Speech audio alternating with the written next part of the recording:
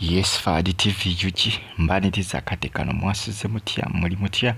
mwena baji following ne bebaza ne bagamba nti kimwakola kyamaanyi okubanga mwasubscribing ati ne munyigane kale Fadi TV yuki nsonga za lema namakula kosa ne Dr. Amuza okuba nti no Amuza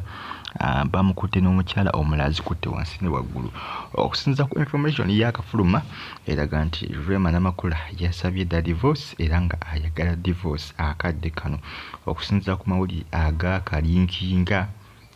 kusinza ku mawulire agakalinkinga Rema akiraga munne kuno yeetamiddwa jjugira gano kisige mawulire agasoose okulinkinga nti Amuza ayinayo omukazi omulaloza mujjukira mu mwaka gwa 2022 nga guggwako era lwaka vidiyo akalinkinga ne katrendinga nnyo ak'omukyalo Omunyarwanda nga bagamba nti omukyalo Amuza yali naye wabula Amuza banamawulire lwamusinkana yeegaana omukyalo oyo era nalwe banamakula n'agezaako kubanga yadifendinga omwami we naye ndooza kuno kimususseeko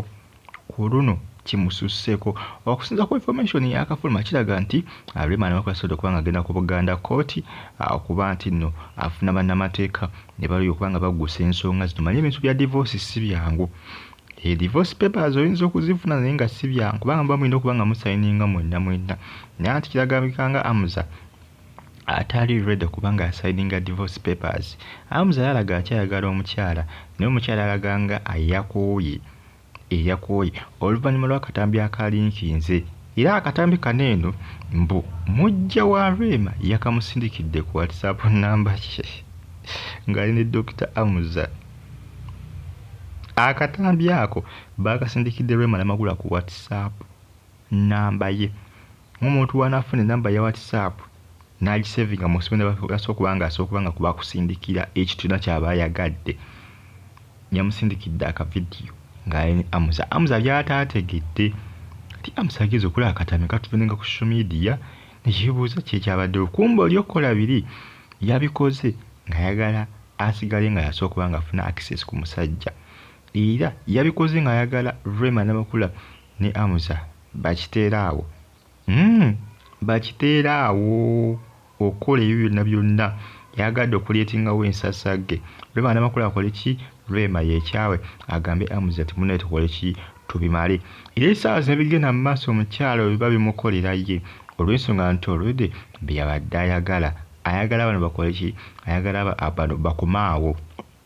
baleme kweyongerayo bakomaawo ayagala bakomaawo baleme kweyongerayo wadde ye nga ye kiba kimukolera onaawulira embaga mbasaba nti mwongere okubanga munfollowinga ate musubscribing wano ku Fadi TV jimba ne updates zibatambatambula okutuganga ya Uganda nkusaba negamba nti commentinga subscribing ate onyige ne kale commentinga subscribing ate onyige ne kale mbebasa nibagamba nti muli b'amaanyi nnyo muli bamutaana nnyo okubanga mwasubscribing ate nemunyiga ne kale bagita Fadi TV UG ensonga za Dr. Amuza Ssebunya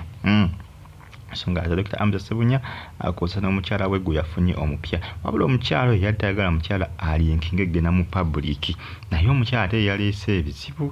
kuba essaawa zino Rema namakula ali mu kutabala mu baalooyo atabala mu baalooyo kubanga bakola ki balanaku okubanga baprocessinga ensonga ya divorce munnange bitambulira mu mitendera gwe tolowooza mbu nno ogenda kukwata divorce papers ogende mangu mu kkooti musayiringe mangu bikole ki biyitewo bitambulira mu mitendera olw'ensonga nti ebisinga bintu bya divorce bibamu kuno okugabana ku bintu bitwala ebbanga bibamu kuno okugabana ku bintu mba mulinawo ku bintu bibamu okugabana ku bintu kati Amuza ne Rema namakula baba balina okuba nga bagabana ku bintu biyinza okuba ndowooza ebisinga ng'abasinga bagamba mbu ebisinga bya Rema naye ne Amuza balina okuba nga afunako omutemwa balina okuba nga afunako ka percentage akateneenya naye nga tikiraga nti Amuza alina byalina bingi kuba bagamba nti Amuza alina eddwaliro mu bitundu by'Ejjinja alina eddwaliro mu bitundu by'e Masaka ate nga malwaliro ga bwannannyini twamulabako ko olumu ng'asinkanye mu 7 kirabika ndowooza yali agenze kuba nga afuna olukusa ku malwaliro gaage agondooza gatandika okuba nga gaoperatinga mu ggwanga Uganda ensonga kyali asinkanye mu 7 ndowooza ne minisita w'ebyobulamu amalwaliro bagamba nti alina eddwaliro Ejjinja ne Masaka bagamba naye ngeri ejjinja lyo liri shuwa gye liri naye eri Masaka lyo siri shuwa nti gye liri kati ebyo nayo balina okuba nga babigabana bwe gaba amalwaliro nga gali abiri kibategeeza nti Duma Namakula alina okuba nga naye akola ki asigazaako eddwaliro limu lya operating nga ye balina okuba nga bagabana waafu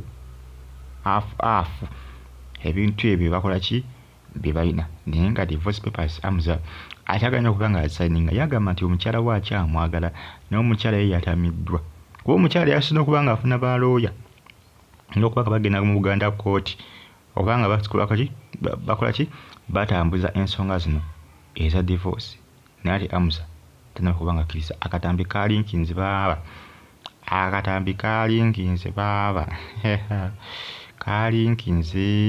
kalinkinze ebyaddala byo si birungi akusaidi Dr. Amza si birungi wadde nakamu olw'ensonga nti Rwema ebyaddala yatamiddwa mu mwaka gwa 2022 ndowooza Rwema Namakula akola ki yakigumiikiriza kyali kyapeninze naye guno omwaka alabika nga akoze ki alabika nga akiganye